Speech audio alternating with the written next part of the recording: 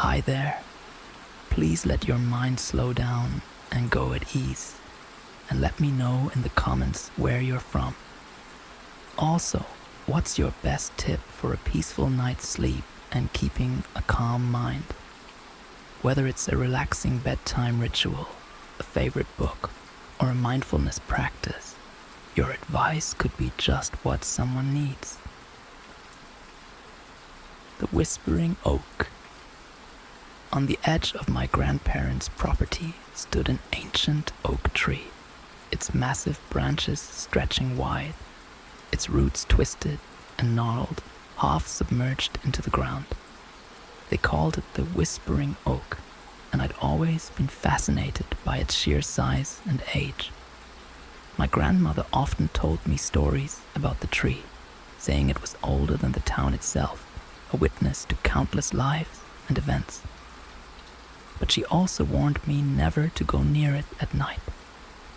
One evening, curious and restless, I decided to sit by the tree as the sun was setting. The air was still, filled with the scent of damp earth and leaves, and the shadows grew longer, stretching over the ground like fingers reaching toward the tree. Just as the last rays of sunlight disappeared, I heard it. A faint, soft whisper drifting through the branches, barely more than a breath. At first, I thought it was the wind, but as I listened, I realized the sound was rhythmic, deliberate, like someone speaking from just beyond the tree.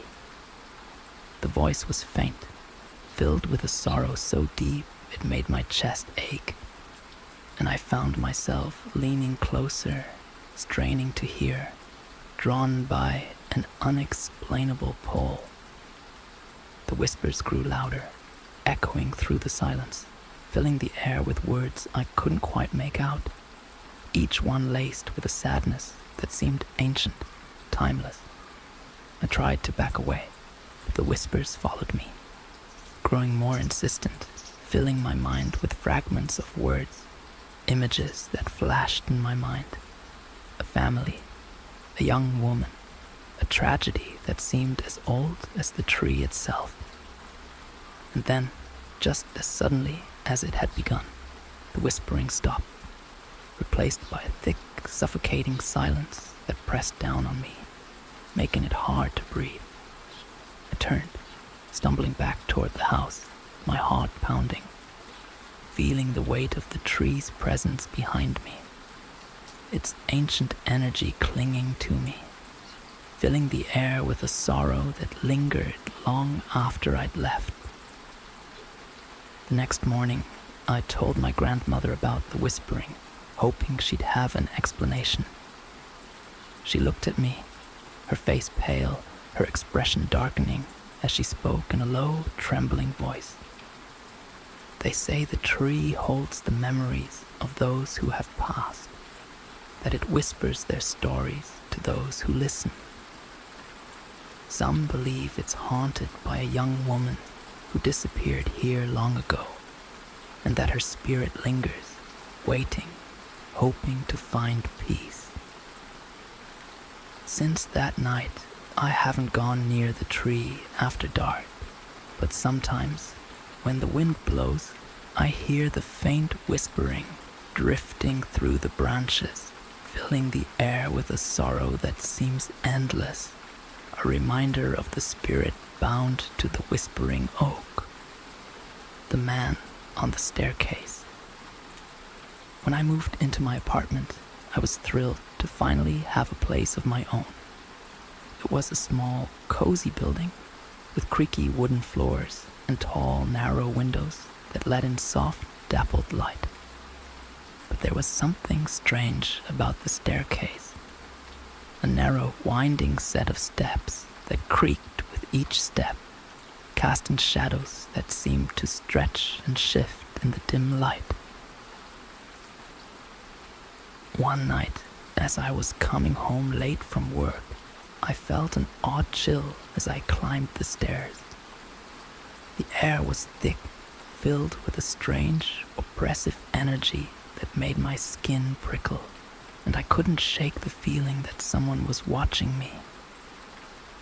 I glanced around, half expecting to see someone on the stairs, but the hallway was empty, silent. But just as I reached the top of the stairs, I heard it. A faint, hollow sound, like footsteps echoing up the steps behind me. I turned, my heart pounding, but the stairs were empty, only shadows stretching down into the darkness. Over the next few nights, the footsteps continued, always at the same time, always following me as I climbed the stairs. Sometimes I'd hear a faint sigh, barely audible, drifting through the silence, filling the air with a sorrow so deep it felt like it would drown me. One evening, just as I was locking my door, I heard the footsteps again, louder this time, more insistent, as though someone or something were following me. I turned, expecting to see the empty staircase, but there he was, a man, barely visible, standing at the bottom of the stairs. He was tall and thin, dressed in old-fashioned clothes, his face hidden in shadow, his posture unnaturally still. I froze, my heart racing, unable to look away. The man didn't move, didn't speak, but his presence filled the air with a heavy, suffocating dread that made it hard to breathe. And then, slowly, he began to climb the stairs, each step deliberate, echoing through the silence, filling the hallway with a sound that made my skin crawl. He stopped a few steps below me, his face still hidden, and in a voice barely more than a whisper, he spoke. "Why did you leave me?" The words echoed through the hallway, each one filled with a sorrow so profound it made my chest ache, and I felt a strange, overwhelming sympathy, a need to understand, to listen. But fear held me in place. And as I took a step back, the man vanished, leaving only silence, thick and unyielding, pressing down on me. The next morning, I asked the building manager if he knew anything about the man, hoping he'd have an explanation. He looked at me, his expression dark, his voice barely audible. "They say a man once lived here long ago. His fiancée left him, and he spent his final days waiting, hoping she would return. Some believe his spirit still lingers, bound to the staircase, waiting for someone to ease his sorrow. Since that night, I hear the footsteps sometimes, faint but constant, following me up the stairs, a reminder of the man who waits, forever bound to the place where his heart was broken, the house at the end of the lane. When I was a child, there was an old, abandoned house at the end of our street, a crumbling structure with broken windows and a front yard overgrown with weeds. The house had stood empty for as long as anyone could remember, its dark silhouette looming at the end of the lane like a silent guardian. Neighborhood children told stories about the house, saying it was haunted, that something terrible had happened there. But no one seemed to know the full story. One summer evening, just before dusk, a friend dared me to go inside.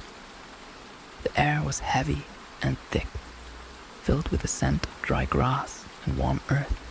And though I was afraid, a strange curiosity pulled me forward.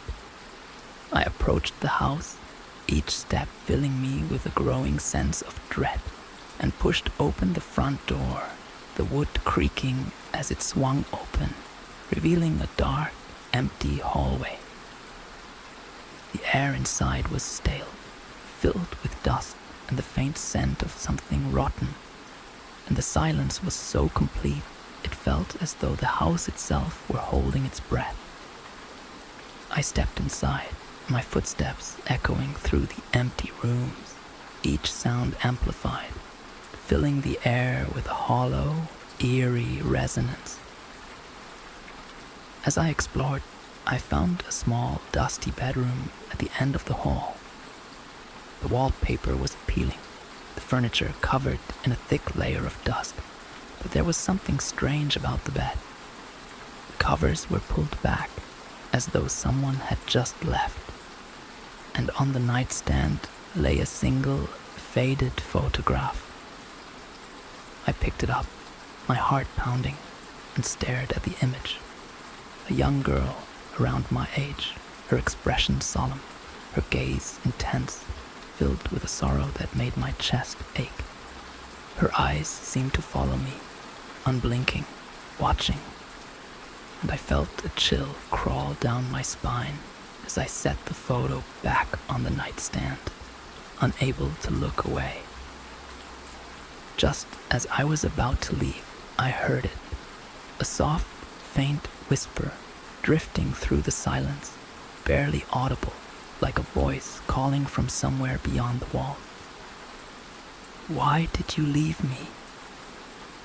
The words echoed in my mind, filling the room with a sorrow so deep it seemed to seep into the wall, into the very air. I turned, heart pounding, but there was no one there, only shadows stretching across the room. The faint sound of my own breathing filling the silence. I left the house that night, unable to shake the memory of the girl's gaze, her sorrowful plea lingering in my mind. And since that evening, I've avoided the house, too afraid of what I might find. But sometimes, when I pass by, I see her, just a faint figure standing in the window, her eyes watching, waiting, a reminder of the spirit that lingers, forever bound to the house at the end of the lane. The clock in the corner. When I inherited my grandfather's house, I was thrilled to explore every corner of it. The place was filled with antiques and family heirlooms, each item with a story of its own. But there was one item that felt out of place. A large, ornate grandfather clock standing in the corner of the living room. It was beautifully crafted, with intricate carvings along the frame and hands that looked like they'd been cast in gold. But something about it made me uneasy. My grandfather had never liked the clock, always covering it with a cloth, but no one knew why. One evening, as I was settling in, I noticed that the clock had stopped at exactly midnight. I went to wind it, but as I touched the clock, a chill ran through me.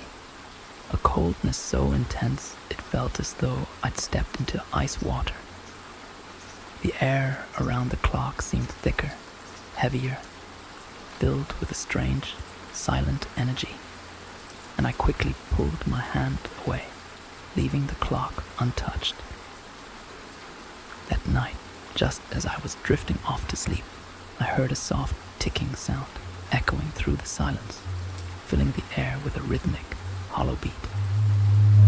I lay still, listening, but the sound grew louder, more insistent, as though the clock itself were calling to me, begging for my attention. The next morning, I found the clock had moved back an hour, its hands frozen in place, pointing to midnight as though marking the start of something unknown. I tried to ignore it, but the ticking continued, a constant pulsing sound that filled the room with a strange, oppressive energy. One evening, unable to ignore it any longer, I went to the clock, my hands trembling as I touched its cold surface. And that's when I heard it, a faint, sorrowful whisper drifting through the silence, each word filled with a sadness that seemed endless. "Why did you leave me?" The words echoed in my mind, filling the room with a heavy, hollow sorrow that made my chest ache. I stumbled back, heart pounding, But the voice continued, soft and faint, filling the air with a longing that seemed ancient, timeless. The next day, I asked a local historian about the clock, hoping she'd have some answers. She looked at me, her expression darkening as she spoke in a low, trembling voice. They say the clock belonged to a woman who died tragically, waiting for her husband to return. They say her spirit haunts the clock, that she's still waiting, still searching, bound to the hands that mark the time she'll never have. Since that night, I've covered the clock, hoping to silence its haunting call. But sometimes, in the dead of night, I hear it, the faint, rhythmic ticking, a reminder of the spirit that lingers, bound to the clock, waiting for the one she lost. The room with no windows. When I rented my new apartment, I was excited by its charm. It had exposed brick walls, high ceilings, and quirky, old-fashioned details that gave it character. But there was one room that felt different. A small, windowless room at the back of the apartment. It was tucked away down a narrow hallway with a door that creaked loudly every time I opened it. It had no windows, only bare walls and an old wooden floor, and an air of stillness that felt almost heavy. I'd planned to use it for storage, but every time I went inside, I felt uneasy, as though I were intruding on something. One night, I woke to a strange sound coming from down the hall, a soft, rhythmic tapping, like someone lightly knocking on the floorboards. At first, I thought it might be my neighbors, but as I listened, I realized the sound was coming from inside the windowless room. I sat up, my heart pounding, straining to hear, but the tapping continued, filling the silence with a hollow, echoing beat. I tried to ignore it, telling myself it was just the house settling, but the tapping grew louder, more insistent, as though someone or something were trying to get my attention. Finally, unable to bear it any longer, I grabbed a flashlight and made my way down the hall, my hand shaking as I turned the doorknob. The room was dark, silent, but the air felt thick, heavy, filled with a strange, oppressive energy that made my skin crawl. I stepped inside, shining the flashlight over the wall, the floor, hoping to find an explanation. But just as I was about to turn back, I saw it, a faint outline, barely visible, lying on the floor. It was a handprint, pressed into the dust, as though someone had been reaching up from beneath the floorboards. The chill ran through me, and I stumbled back, my mind racing. The handprint looked fresh, untouched by dust, perfectly clear. It was as if someone had pressed their hand into the floor that very night. I locked the door, hoping to forget. But that night, I dreamed of the handprint, of fingers reaching through the floor, of a voice calling to me from the darkness. The next day, I asked the building manager about the apartment, hoping he'd have an explanation. He looked at me, his expression darkening as he spoke in a low, tremulous voice. That room, it was sealed up for years. They say it once belonged to a young woman who lived here long ago. She disappeared, and no one knows what happened to her. Some believe she's still here, bound to that room, waiting to be found. Since then, I've avoided the room, too afraid to go inside. But sometimes, in the dead of night, I hear the tapping again, a soft, rhythmic beat that echoes through the silence, a reminder of the spirit that lingers, forever bound to the room with no windows, waiting for someone to release her from the darkness. The man at the window. The house I grew up in had a small, narrow window on the second floor that faced the street. From my bedroom, I could see that window from a distance, just visible at the end of the hallway. I'd always found it strange. Its glass was cloudy, cracked in places, and I'd never seen it open. My parents said it had been that way since they bought the house, but I couldn't shake the feeling that the window was hiding something, that it was somehow watching me. One winter evening, as I was heading up to bed, I noticed a figure standing in front of the window. It was just a faint outline, barely visible in the dim light, but I could see the shape of a man, his head tilted, his posture rigid as though he were staring out at the street below. I froze, heart pounding, watching, waiting, but the figure didn't move, didn't react, just stood there, his gaze fixed on something I couldn't see. I told my parents, hoping they'd have an explanation, but they brushed it off, saying it was just a shadow, a trick of the light. But that night, I dreamed of the man, of his hollow gaze, his expression filled with a sorrow so deep it made my chest ache. In my dream, he stood by the window, watching, waiting, his presence filling the room with a heavy, suffocating silence. Over the next few nights, I saw him again, always at the same time, always standing in front of the window, his gaze unchanging, his posture unmoving. I tried to ignore it, to convince myself it was nothing. But each night, his presence grew stronger, his figure more defined, as though he were stepping closer, trying to bridge the gap between our worlds. Finally, one evening, I mustered the courage to approach the window. I walked down the hall, my footsteps echoing in the silence, and stopped just a few feet away, my hand trembling as I reached out, hoping to see him up close. But just as I touched the glass, I felt a sudden, bone-chilling cold, a wave of sorrow so intense it left me breathless. And then, in a voice barely more than a whisper, I heard him.